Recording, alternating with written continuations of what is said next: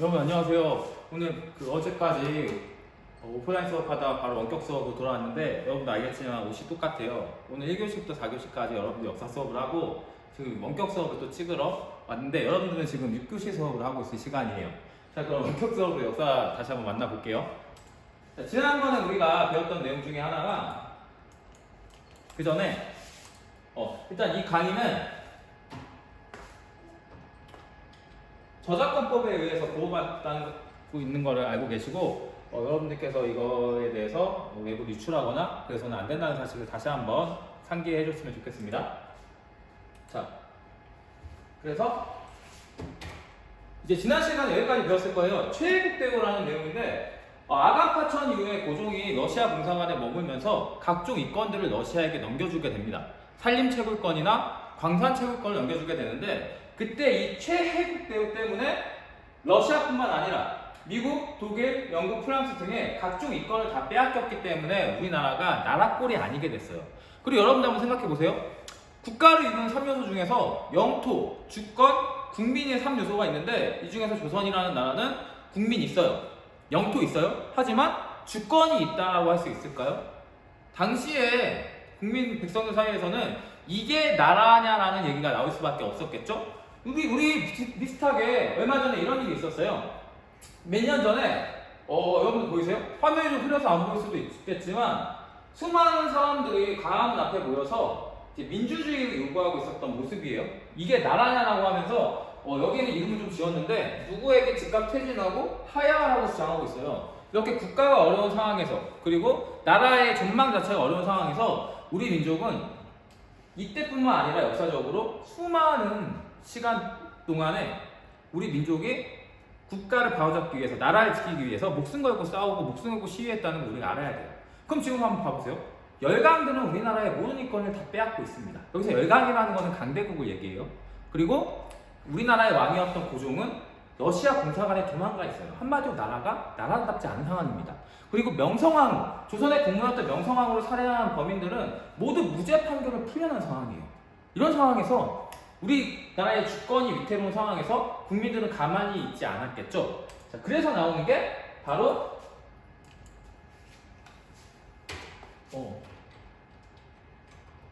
죄송합니다. 이게 기자재가 좀 말을 안 듣네요. 그래서 등장한 게 독립협회예요. 독립협회의 배경은 간단해요. 아간파천 이후에 열강들에게 각종 이권을 다 빼앗긴 상황이었어요.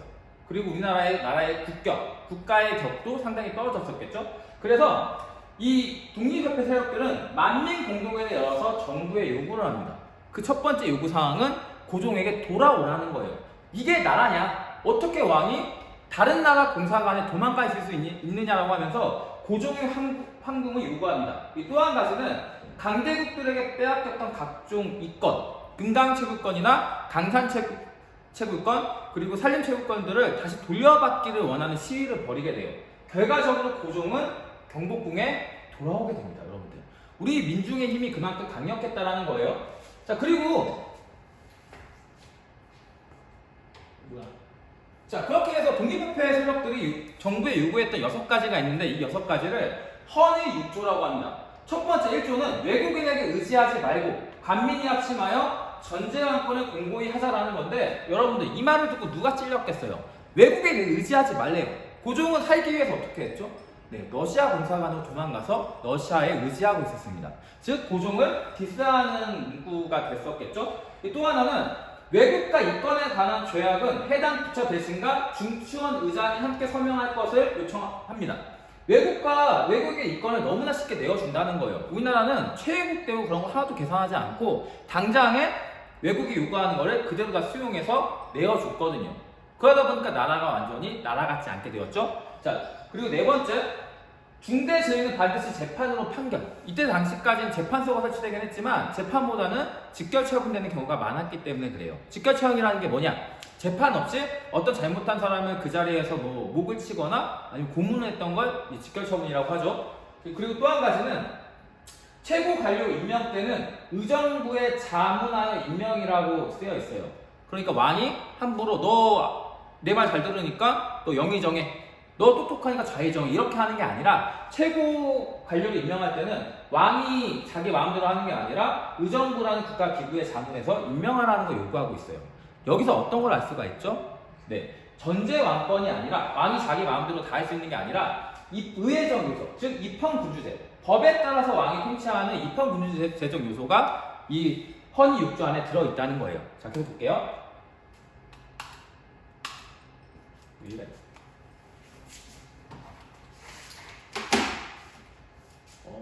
네, 그 다음으로 나와야 될 거는 대한제국입니다.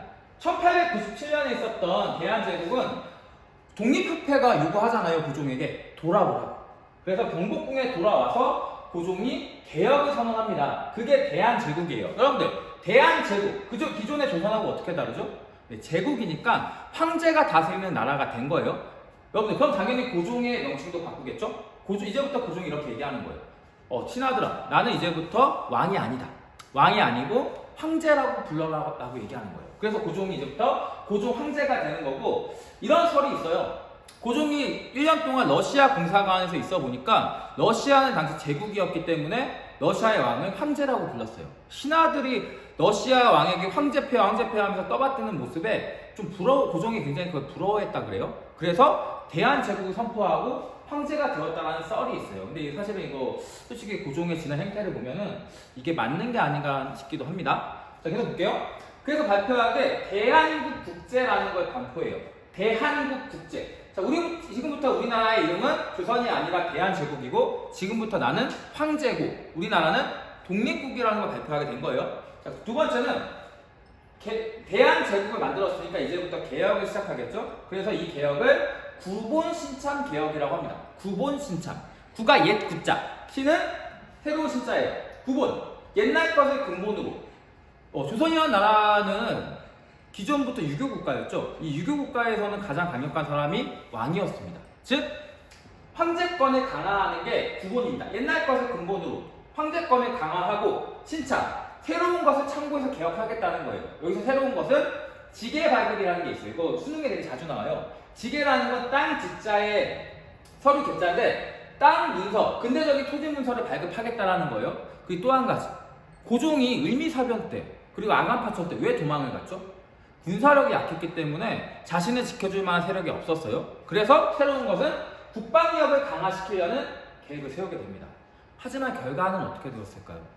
어떤 준비도 되어 있지 않고 나라 이름을 바꾼다고, 나를 앞으로 황제라고 부르라고 한다고 나라가 바로 서지는 않겠죠. 결과적으로 이 강무개혁은 실패하게 됩니다. 자, 여러분들 계속 볼게요. 자, 이 다음으로 나온 건 러일 전쟁입니다. 여러분들, 드디어 일본과 러시아가 한바탕 붙게 되는 거예요. 배경 한번 봐볼게요. 일단 배경은 일본의 와신 상담입니다.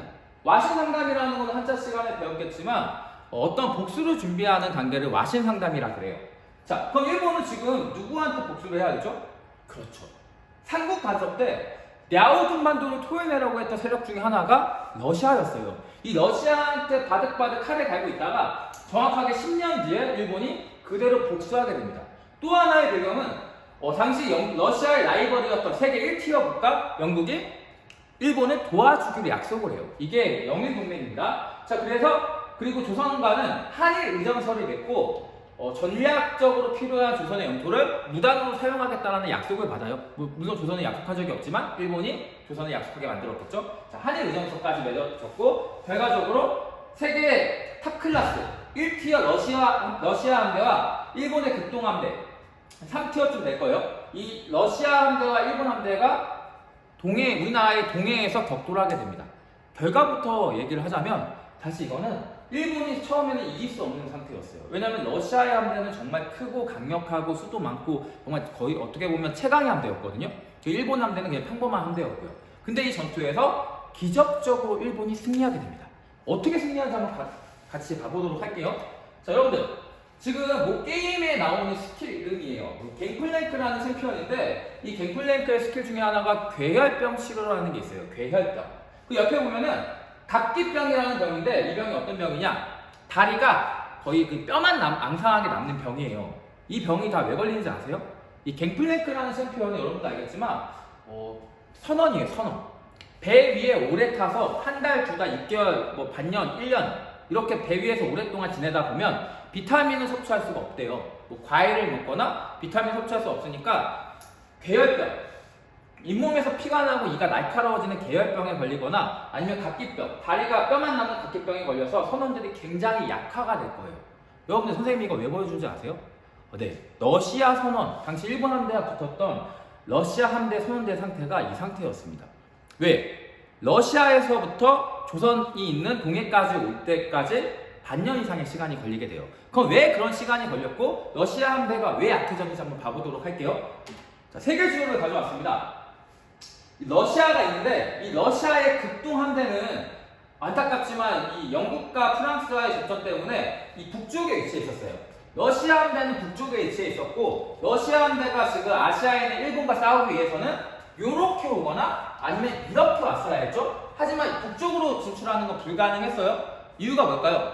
네, 북쪽 지역은 너무나 춥기 때문에 바다 전체가 얼어버려요. 그래서 러시아 함대는 어쩔 수 없이 일본과 싸우기 위해서는 아래쪽으로 내려와야 되는 상황이에요. 자, 근데 아래쪽으로 내려와야 되는데 이 러시아 함대가 가장 빠르게 아시아까지 올 수 있는 방법은 여기에서부터 시작해서 삥 둘러서 이베리아 반도, 스페인을 거쳐서 스웨즈 운하를 거쳐서 아래쪽으로 인도 쪽으로 내려오는 길이 가장 빠른 길입니다.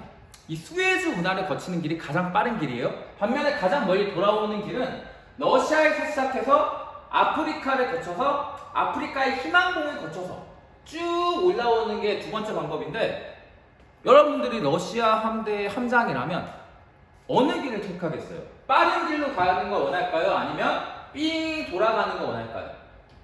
당연히 빠른 길을 원하겠죠. 하지만 러시아 함대는 빠른 길로 갈 수가 없었습니다. 이유는 이집트와 사우디아라비아 사이에 있었던 이 스웨즈 운하, 이 스웨즈 운하의 소유권이 영국에게 있었어요. 근데 아까 얘기했죠. 영국이 러시아와 싸우면 일본을 도와주기로 약속을 했다고. 예, 영국은 약속을 지켰어요. 영국이 이 스웨즈 운하를 러시아 함대에게 개방해주지 않게 됩니다. 처음에는 영국이 개방해줄 것처럼 하면서 이쪽으로 데리고 불러들였는데 결과적으로 러시아 함대가 도착을 하니까 문을 잠궈놓고 열어주지 않는 거예요. 러시아 함대는 지금 마음이 급해지니까 어쩔 수 없이 아프리카를 지나서 희망봉을 거쳐서 아시아로 오게 됩니다. 이게 6개월 이상이에요. 선원들의 상태가 어땠을까요? 괴혈병, 각기병, 영양실조 등등등으로 선원들이 이미 싸울 수 없는 상황이었어요. 그럼 당연히 러시아 함대에게 가장 필요했던 거는 뭐 무기도 아니고 전략도 아니고 휴식이었겠죠. 그때 영국의 기지가 또 발휘가 됩니다. 영국이 러시아 함대의 이동 경로를 그대로 일본에게 전파를 해줬어요. 전달을 해주다 보니까 러시아 함대가 지금 실력을 어느 섬에 정박해 있을 때 일본의 함대가 급습에 가했겠죠. 그것 때문에 정말 말도 안 되는 전력차를 가지고 있었음에도 불구하고 러시아 함대가 그 세계에서 거의 탑 클래스에 있었던 러시아 함대가 아시아의 일본 극동 함대에게 참패에 당하게 됩니다. 완전히 패배해버려요. 복구가 불가능할 정도로. 이렇게 해서 러일 전쟁의 승패가 결정이 됐고 포츠머스라는 미국의 도시에서 강화 조약을 맺게 됩니다. 이 강화 조약의 내용은 한 가지예요. 이제부터 러시아가 갖고 있었던 조선에 대한 모든 이권을 포기하겠다. 한마디로 이거예요. 이제 조선? 니 가지세요. 이거예요. 여러분들 잘 보세요. 지금 1894년에 청일전쟁 때 일본이 청나라 제압했어요. 그 다음에 1904년에 러일 전쟁 때는 러시아를 제압합니다. 그리고 또 한 가지 가스라트포트 미락을 통해서 미국은 일본의 조선 지배를 인정해줬어요. 그리고 제2차 영해동맹에서 영국은 또 일본의 조선 지배를 인정해줬어요. 이게 뜻하는 바가 뭔지 알겠어요? 모든 강대국들이 그래 조선은 일본 너희가 가져라라고 얘기하고 있는 거예요. 이렇게 조선은 이제 사실상으로 끝난 거죠. 자, 근데 여러분들 하지만 일본은 바로 조선을 먹을 수 있는 상황임에도 불구하고 바로 조선을 병합하지 않아요. 차근차근 단계를 밟아 나가는데 왜냐? 아직까지 조선은 두 다리와 양팔이 남아 있었거든요. 그럼 여러분들 일본 입장이라면 조선을 완전히 장악하려면 어떻게 할까요? 그렇죠. 양팔과 양 다리를 잘라낸 다음에 조선을 병합하겠죠. 자, 그래서 일단은 양 다리부터 잘라내려는 계획을 세웁니다. 그게 의사늑약이에요. 의사오적이라 불리는 이완용, 이근택, 이지용, 박재순, 권중현 이 5명의 역적들이 고종을 대신해서 외교권을 강탈하는 문서에 사인을 하게 됩니다. 이때부터 대한제국의 외교권이 강탈당하는데 여러분들 이거 착각하시면 안 돼요. 의사늑약 때 우리가 빼앗긴 거는 외교권입니다. 다른 나라와 외교할 수 있는 권리를 완전히 빼앗긴 거예요. 그래서 이때 어떤 유행어가 있었냐면 을씨년스럽다라는 말이 있어요. 이 을씨년스럽다라는 말이 왜 나왔냐? 이미 사실상 대한제국은 이 을사늑약 이후에 사실상 망한 겁니다. 왜? 외교권 없는 국가가 과연 존재할 수 있을까요? 하지만 우리 대한제국은 외교권을 빼앗겼기 때문에 사실상 나라가 망한 것이나 다름없었습니다. 자, 그리고 이때 조선에 통감을 파견하기로 했는데 이때 최초의 통감이 이토15부미였어요. 이 통감은 조선 왕의 머리 위에 꼭대기에 앉아 있으면서 조선의 내정을 이래라 저래라 했던 사람이에요. 자, 계속 다음 단계 넘어가 볼게요. 여러분들의 고종이라면은 이 을사늑약이 정당하다고 생각할까요? 너무나 부당한 조약이었어요. 그래서 1907년 네덜란드 헤이그라는 지역에 있었던 만국평화회의에 을사늑약 이거 말도 안 된다, 이건 너무한 거 아니냐 하는 얘기를 하기 위해서 특사를 파견하게 됩니다. 이 특사가 이위중, 이상설이라는 사람들이에요. 선생님이 이거 중학교 때 배울 때는 어떻게 배웠냐면 처음에 이준, 이위중, 이상설이 네덜란드 헤이그에 도착을 했대요. 헤이그에 도착을 해가지고 들어가려고 하니까 갑자기 이제 경비병들이 못 들어가게 하는 거예요. 이유를 들어보니까 일본인들이 와가지고 조선 못 들어가 문이다 이렇게 얘기를 하니까 이준 열사가 그 자리에서 너무나 격분한 나머지 들고 있던 칼을 꺼내서 자기의 배를 찌르고 배를 갈라서 내장을 그 경비병들에게 뿌렸다라는 얘기가 있는데 이건 다 거짓말이고, 당시에 이제 이준, 이위중, 이상설 같은 대한제국의 밀사들은 입구에서 들어갈 수조차 없었어요. 왜 못 들어갔을까요? 그렇죠. 이미 대한제국의 외교권은 일본에게 넘어간 상황이었기 때문에 공식적으로 우리나라의 외교권이 없었기 때문에 이런 밀사들은 회의장 내에 들어가는 것 자체가 불가능했습니다. 그리고 이준 열사는 그대로 화병에 나서 얼굴이 시뻘개지면서 기절했다 그래요. 그리고 며칠 동안 누워있다가 네덜란드 헤이그에서 생을 마감하십니다. 안타까운 얘기죠? 그리고 여러분들, 이 헤이그 특사를 보고 일본이 또 화가 나게 돼요. 왜? 고종 당신 가만히 있으라고 했는데 이게 뭐하는 짓이야라고 하면서 고종을 압박해서 강제로 퇴위시키게 됩니다. 고종이 이제 왕위에서 물러나게 되는 거예요. 그리고 또 하나는 대한제국의 군대를 강제로 해산하게 됩니다. 여러분들, 아까 좀 전에 얘기했었죠? 을사늑약이 대한제국의 다리를 잘라낸 거라면 이 군대에서는 대한제국의 양팔을 잘라낸 거라고 할 수 있어요. 이제 대한제국은 양팔도 없고 다리도 없고 뭐만 남았죠? 네, 머리만 남았어요. 이제 조금 있으면 일본이 대한제국의 머리까지 제거할 겁니다. 자, 다음 볼게요. 그리고 또 하나는 이때 일본이 군대를 해산시키면서 제2차 한일협약을 맺으면서 일본이 차관을 임명할 수 있게 해놓습니다. 차관이라는 건 뭐냐? 장관 밑에 있는 게 차관인데 이 차관을 가지고 조선의 모든 내정을 하나하나 전부 다 일본이 장악하겠다는 의지를 보여준 거예요. 자, 볼게요. 자, 그리고 1909년에는 기유난을 쓴 각서 알죠? 내가 얼마 며칠까지 돈을 갚겠다 이런 각서인데 대한제국의 사법권과 경찰권을 포기하겠다는 각서를 쓰게 돼요. 그리고 드디어 1910년에는 한일병합, 다른 말로는 경술련에 당한 국가의 치욕이라고 해서 경술기치라고 하는데 1910년 한일병합 이후로 대한제국은 완전히 국권을 잃어버리게 됩니다. 그리고 1945년 8월 15일 날 우리가 강복을 맞이하기 전까지 35년 동안 일제강점기를 겪게 됩니다. 다음 시간에는 일제강점기에 대한 내용과 함께 한일병합에 대항했던 두 가지 흐름이 있어요. 하나는 애국개몽운동이고 하나는 의병인데 이 부분부터 시작하도록 하겠습니다. 여러분들 너무 고생 많았습니다.